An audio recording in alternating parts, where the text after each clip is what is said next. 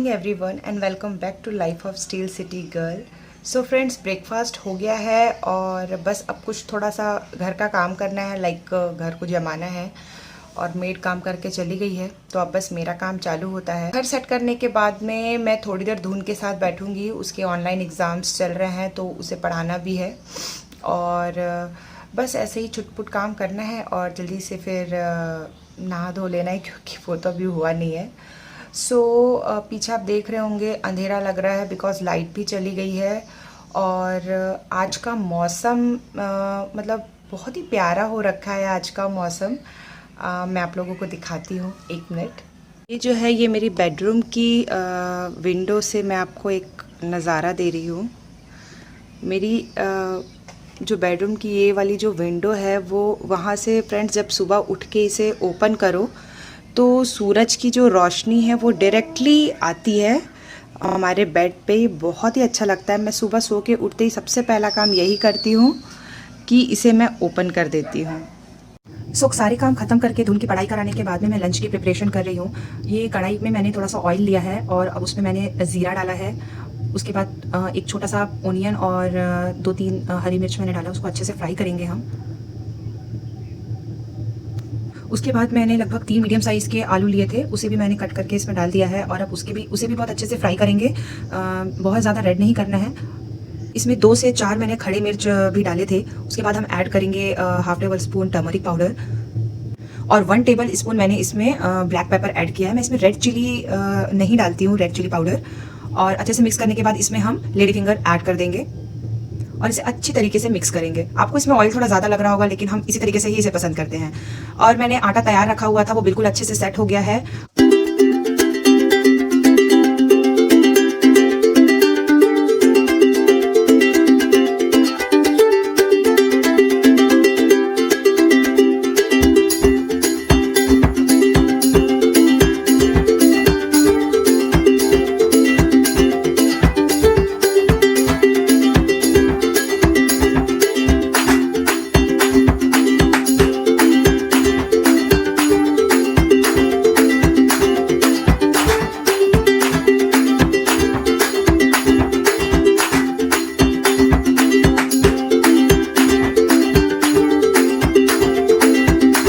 दूसरी तरफ भिंडी भी रेडी हो गई है, मतलब इसका सारा जो मॉइस्चर है वो निकल गया है। अब इसमें हम अपने टेस्ट के अकॉर्डिंगली सॉल्ट डाल देंगे। हो सकता है आपको ऑयल थोड़ा ज़्यादा लग रहा हो, मैं बार बार बोल रही हूँ, लेकिन हमारे यहाँ जो सूखी सूखी सी भिंडी एकदम बनती है वो नहीं पसंद करते हैं। इसे थोड़ा सा ज़्यादा ऑयल के साथ ही हम इसे बनाना पसंद करते हैं। मेरे बच्चे भी ऐसे ही इसे खाते हैं। उन्हें मतलब पराठे या नॉर्मल रोटी या पूड़ी के साथ इसी तरीके से ही अच्छा लगता है, इसलिए मैं ऐसे ही बनाती हूँ हमेशा। मतलब डिफरेंट वे में बन सकता है और भी भिंडी, लेकिन थोड़ा सा ऑयल में इसमें ज़्यादा ही रखती हूँ और ये खाने में बहुत ही टेस्टी बनी थी, ट्रस्ट मी। इसे अच्छे से मिक्स करेंगे और बस थोड़ी देर और इसे हम ढककर पकाएंगे और उसके बाद में फिर ये बनकर तैयार है। तो ये है मेरा लंच गाइस और भिंडी बहुत ही टेस्टी लग रही थी और बस यही है। पेट तो भरा हुआ था लेकिन अब दिन के टाइम थोड़ा तो कुछ खाना मैं स्किप करती हूँ तो प्रॉब्लम हो जाती है। सो फ्रेंड्स, फाइनली लंच हो गया है और धुन भी थोड़ा आराम कर रही है। ट्यूशन जाने से पहले मैं उसे थोड़ा देर रेस्ट का टाइम देती हूँ ताकि वो एक छोटी सी नैप लेके उठ जाए और फ्रेश हो जाए। तो आज जो मेरा टाइटल है अब हम उस पर बात कर रहे हैं, आराध्या व्लॉगर के बारे में। तो वैसे आज वो बहुत ही जानी मानी व्लॉगर हैं और उनके काफ़ी फॉलोअर्स हैं। वो एक आई थिंक यूपी गांव से मतलब बिलोंग करती हैं और मैं वैसे उनकी फॉलोअर तो नहीं हूँ, लेकिन हाँ मैंने उनके वीडियोस देखे हुए हैं। तो हुआ कुछ ऐसा कि दोस्तों, जैसा कि आप सबको पता है कि मैंने खुद अपना एक नया चैनल स्टार्ट किया है। It's a vlog channel. तो जब मैं इसे बहुत ही स्टार्टिंग स्टेज पे जब मैं सोच रही थी कि मैं अपना एक व्लॉग चैनल स्टार्ट करूं, तो होता है ना, हम अपने कुछ दोस्तों से डिस्कस करते हैं कि मैं कुछ ऐसा प्लान कर रही हूं करके। तो मतलब मेरे ही आसपास की एक फ्रेंड है मेरी, उसने कहा कि अच्छा तुमको पता है कि एक आराध्या नाम से एक व्लॉग चैनल है किसी का और लाइक उन्हें तो बोलना भी नहीं आता, बहुत ही अजीब टाइप से बोलती हैं। उनका एक्सेंट जो है उसे लेकर वो एक मजाकिया वे में ही मुझसे बात कर रही थी कि मतलब हंसी आ जाती है और शायद किसी ने उस मतलब उनका रोस्टिंग वीडियो भी शायद बनाया है जो व्लॉगर्स के लिए बनाती होंगी। तो वैसे वो भी मैंने नहीं देखा है, वो मेरी फ्रेंड ने ही देखा है। तो वो उसे ओवरऑल मेरे सामने कुछ इस तरीके से प्रेजेंट कर रही थी कि व्लॉगिंग क्या है, कुछ वर्थफुल आपको दिखाना चाहिए, और देखो उसको तो बोलना भी नहीं आता है। तो थोड़ी देर के लिए मैं शांत हो गई, लेकिन फिर उनकी पूरी सुनने के बाद में फिर मैंने अपनी बात रखी कि नहीं यार, ऐसा नहीं है। देखिए, व्लॉगिंग क्या है, आप अपनी डेली लाइफ दिखाते हो व्लॉगिंग में, राइट। सो डेली लाइफ में आप क्या करते हो वही सब आप दिखाएंगे। आपने क्या पकाया, आपने क्या किया, आप कहाँ गए, आप घर पे भी हो तो आप क्या कर रहे हो, यही सारी चीज़ें हम दिखाते हैं। तो एग्जैक्टली वो भी यही कर रही है। एक हाउसवाइफ है और वो एक गांव में रहती है और अपने एक्सेंट में ही ना वो बात करेगी, उससे क्या फ़र्क पड़ता है। वो अपनी रियल व्लॉगिंग का मतलब है आप अपना रियलिटी दिखा रहे हो, आप कैसे हो, आपकी लाइफ कैसी है। आप फेक नहीं दिखा सकते हो अपने व्यूअर्स को, राइट। तो उनका जो भी एक्सेंट है वो अपनी रियल चीज़ें ही दिखा रही है, तो इसमें गलत क्या है। और रही बात उनके एक्सेंट वगैरह की, तो इसमें हंसी वाली कौन सी बात है। मैं तो उसे कंपेयर करती हूँ, जितने भी यूट्यूबर्स आज सक्सेसफुल हो चुके हैं ब्लॉग के ही ज़रिए, खासकर जो लेडीज़ है, वुमेन्स है, जो अपनी हाउसवाइफ है और जो दिखाती हैं अपने ब्लॉग्स की वो क्या कर रही हैं। तो मैं वही सोचती हूँ कि हम जैसी जो थोड़े शहरों में रहते हैं और हम कुछ भी नहीं करते हैं, तो मैंने कहा अपनी फ्रेंड्स, हम तो कुछ भी नहीं कर रहे हैं, आप और मैं तो कुछ भी नहीं करते हैं, कुछ भी ऐसा अचीवमेंट है क्या हमारा जिसे हम शो करें या दिखाएं। वो एक गांव में रहते हुए इतना बिजी शेड्यूल है, काम करती है, और उसके बाद उन्होंने ये प्रोफेशन चूज़ किया क्योंकि यूट्यूब हमें ये प्लेटफॉर्म देता है। ये कितनी बड़ी बात है कि उनके इतने सारे आज की डेट में फॉलोअर्स हो गए हैं, उन्हें लोग उनके नाम से जानते हैं और उन्हें पसंद भी करते हैं। और क्यों ना पसंद करें, आप ही बताइए, क्यों ना पसंद करें। क्या ये एक वुमेन एम्पावरमेंट के अंतर्गत नहीं आता है? क्या सिर्फ बहुत पढ़ लिख के आप जब एक बहुत ही हाई प्रोफाइल जॉब करते हो, क्या सिर्फ वही वुमेन एम्पावरमेंट है? वो बच्चों को संभाल रही है, वो अपने ससुराल में सास ससुर को देख रही है और एक अपनी छोटी सी प्यारी सी लाइफ शो कर रही है। लाइक वो हमसे तो कहीं गुना आगे है। तो हम क्यों खुद एक दूसरे से, मतलब इस तरीके की कंपैरिजन, औरतें ही औरतों से कंपैरिजन क्यों कर बैठती है, मुझे ये समझ में नहीं आता। हम क्यों अप्रिशिएट नहीं करते हैं एक दूसरे को। भाई, जिसमें जो टैलेंट है, हर किसी में कोई ना कोई टैलेंट तो होता है, बशर्ते हम उसमें किस तरीके से काम करते हैं, उसे कैसे निखारते हैं और कैसे उस पर हम सक्सेस हासिल कर पाते हैं। This is all about life. तो उनका मतलब मजाक उड़ाना मुझे बिल्कुल भी पसंद नहीं आया। और मैंने कहा लाइक, हम तो कुछ भी नहीं कर रहे हैं, हमसे तो वो कहीं गुना आगे है। एक छोटे से गांव में होने के बाद भी आज उन्होंने अपने यूट्यूब से अर्निंग स्टार्ट कर ली है, और ये कितना प्राउड मोमेंट होगा उनके लिए और उनकी फैमिली के लिए, ये मैं बिल्कुल समझ सकती हूँ। हम शहरों में रहते हैं और हम सोचते हैं कि हमारी लाइफ तो उनसे बहुत ज़्यादा अच्छी है, ये है या वो है, लेकिन ऐसा नहीं है दोस्तों। मतलब सिर्फ पैसा या बहुत ही अच्छी लाइफस्टाइल, बहुत अच्छा घर हो, मेरा बहुत अच्छा घर है, बहुत अच्छा किचन है, बहुत अच्छी मतलब मैंने अपने घर को बहुत अच्छा से डेकोरेट करके रखा है, तो फिर मैं आऊँ और दिखाऊँ तो लोग उसे पसंद करेंगे, देखेंगे कि वाओ कितनी अच्छी लाइफस्टाइल है इनकी। अरे ऐसे ही लोगों को देखेंगे, क्या यही है रियलिटी? क्या ऐसे ही सच में लोग ऐसे ही लोगों को पसंद करते हैं?